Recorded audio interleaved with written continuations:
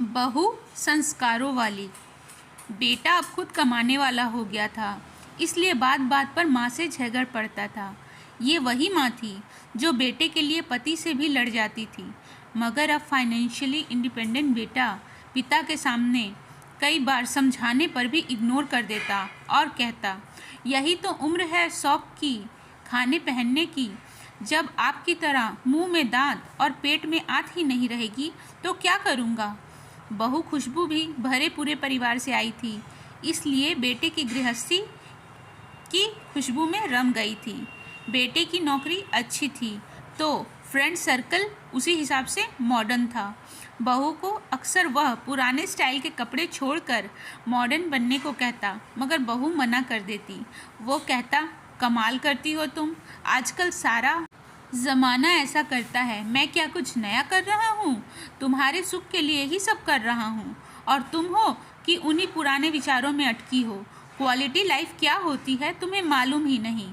और बहू कहती, क्वालिटी लाइफ क्या होती है ये मुझे जानना भी नहीं है, क्योंकि लाइफ की क्वालिटी क्या हो मैं इस बात पे विश्वास करती हूँ। आज अचानक पापा आईसीयू में एडमिट हुए थे। हार्ट अटैक आया था। डॉक्टर ने पर्चा पकड़ाया, 3 लाख और जमा करने थे। 1.5 लाख का बिल तो पहले ही भर दिया था, मगर अब ये 3 लाख भारी लग रहे थे।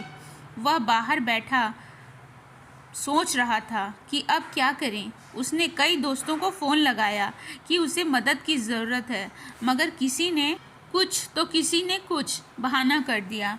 आंखों से आंसू और वह उदास था। तभी खुशबू खाने का टिफ़िन लेकर आई और बोली, अपना ख्याल रखना भी ज़रूरी है, ऐसे उदास होने से क्या होगा। हिम्मत से काम लो, बाबूजी को कुछ नहीं होगा। लो खाना खा लो, आप चिंता मत करो। और फिर आपको पैसों का इंतज़ाम भी तो करना है। मैं यहाँ बाबूजी के पास रुकती हूँ, आप खाना खाकर जाइए और पैसों का इंतज़ाम कीजिए। पति की आंखों से टप टप आंसू झरने लगे। कहा ना, आप चिंता मत कीजिए। जिन दोस्तों के साथ आप मॉडर्न पार्टियां करते हैं, आप उनको फ़ोन कीजिए, देखिए तो सही कौन कौन मदद के लिए आते हैं। पति खामोश और सूनी निगाहों से ज़मीन की तरफ देख रहा था कि खुशबू का हाथ उसकी पीठ पर आ गया और वह पीठ को सहलाने लगी।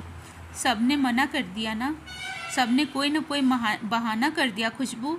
आज पता चला कि ऐसी दोस्ती तब तक ही है जब तक जेब में पैसा है। किसी ने भी हाँ नहीं कहा, जबकि उनकी पार्टियों पर मैंने लाखों उड़ा दिए थे। इसी दिन के लिए बचाने को तो माँ बाबा कहते थे। खैर कोई बात नहीं, आप चिंता न करो, हो जाएगा सब ठीक। कितना जमा कराना है? अभी तो तनख्वाह मिलने में भी समय है।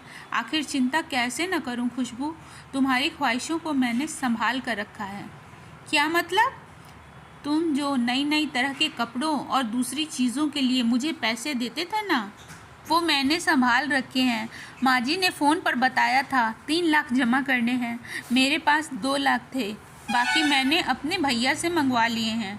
टिफ़िन में सिर्फ एक ही डब्बे में खाना है, बाकी के डिब्बे में पैसे हैं।